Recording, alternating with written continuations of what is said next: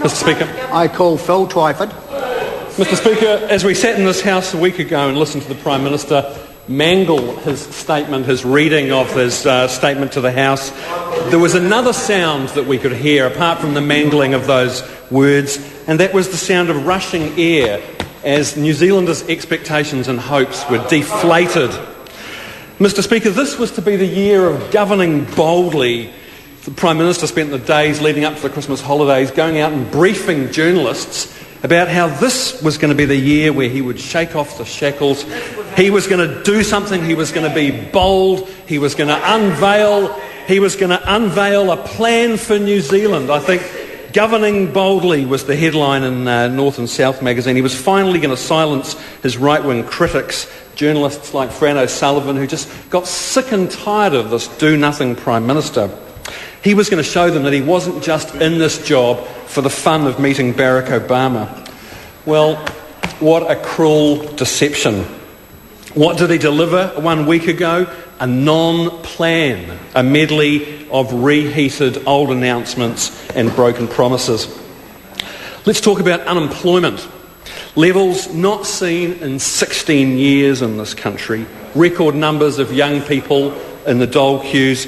2% higher unemployment than our neighbours across the Tasman have, and unemployment growing at the fastest rate in a decade.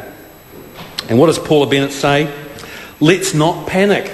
There are jobs out there. Let's not panic. Well, I call that the Dad's Army approach to fighting unemployment. Don't panic, Mr. Mannering, don't panic. What did Paula Bennett say when the latest figures came out showing that there'd been a huge increase in young job seekers? She blamed it on a growing population. Whoops, didn't see that one coming. Well, that's Paula Bennett. That's our Minister of Social Development. Mr. Key talked about encouraging innovation, skills and unemployment. Well, let's see what Mr. Key said. He said, this year, I've asked ministers to look closely at whether we could do more to encourage innovation, skills and employment. Well, how about not cutting the R&D tax credits? That would be a really good policy. How about not cutting teacher professional development in important areas like science? Yep, that would be worth considering. Well, we could consider not gutting the Fast Forward scheme, not cutting tertiary scholarships like Bonded Merit, Step Up and Top Achiever doctoral scholarships. He also said in his statement to the House, science and innovation are key elements of the government's economic agenda, both this year and into the future. Well, how is this government demonstrating their commitment to science and innovation? They dumped $700 million in funding for innovation in the primary sector and cut $300 million out of the R&D tax credits. That's how they show their commitment to innovation and economic development. Mr. Speaker,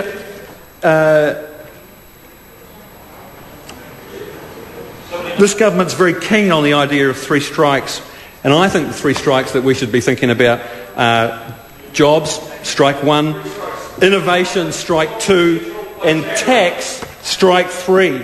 And tax shows this government's absolute poverty of ideas.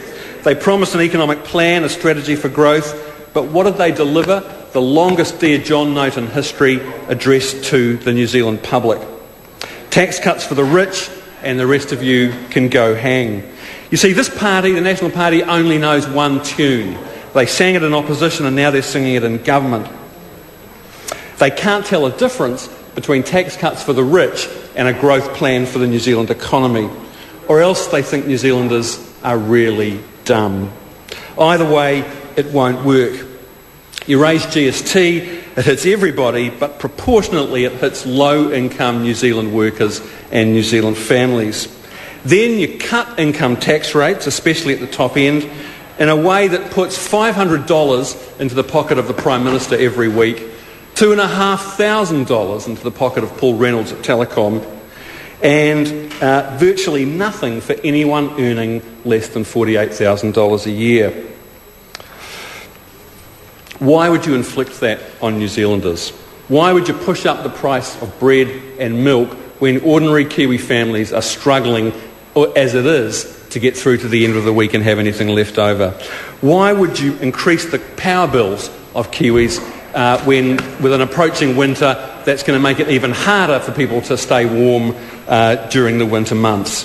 Why would you make it even harder for New Zealand families to fill the car up with petrol so that they can get to work every day?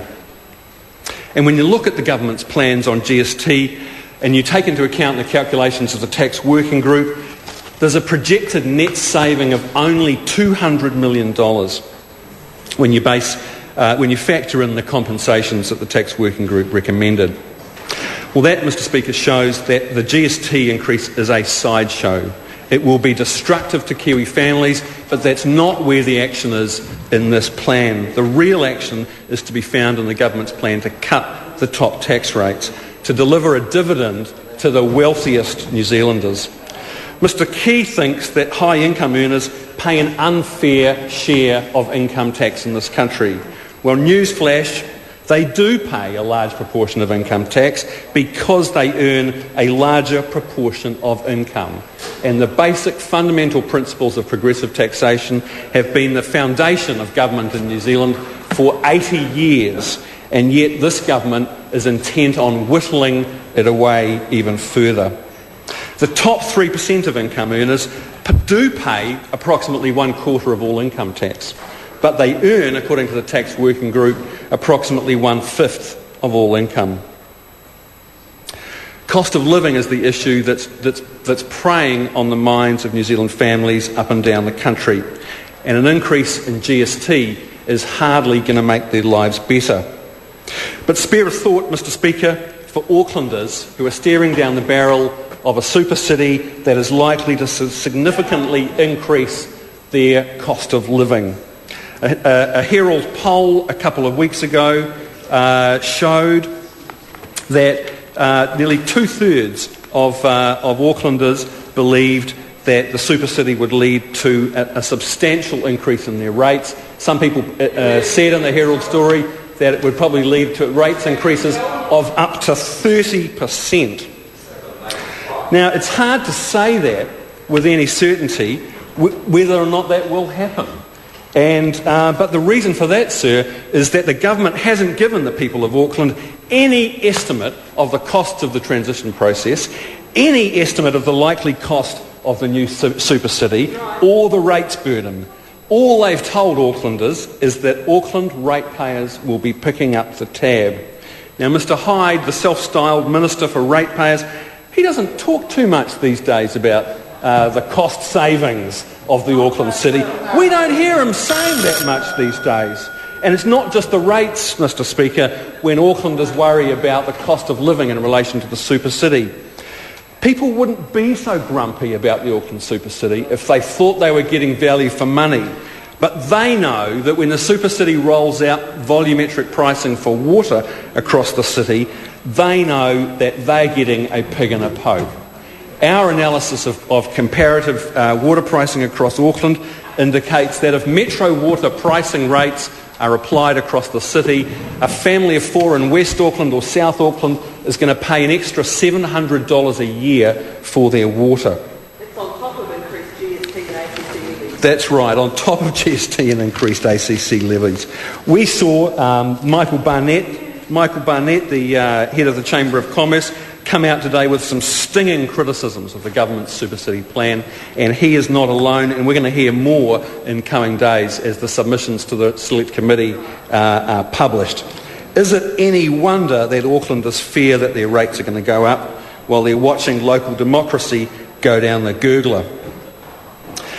Sir, I think Aucklanders would feel less grumpy if it wasn't for the fact that they see their local communities losing their voice and losing a say in local democracy, that they see gerrymandered boundaries right across the city, blatantly unfair, that they see that the number of elected representatives in the Auckland super city is being cut in half at a time when local government unelected officials have grown by 30% in the last 5 years. They see the business of local government being wrapped up in corporate entities and their assets being readied for privatisation. That is no reassurance to Aucklanders that they are getting value for money.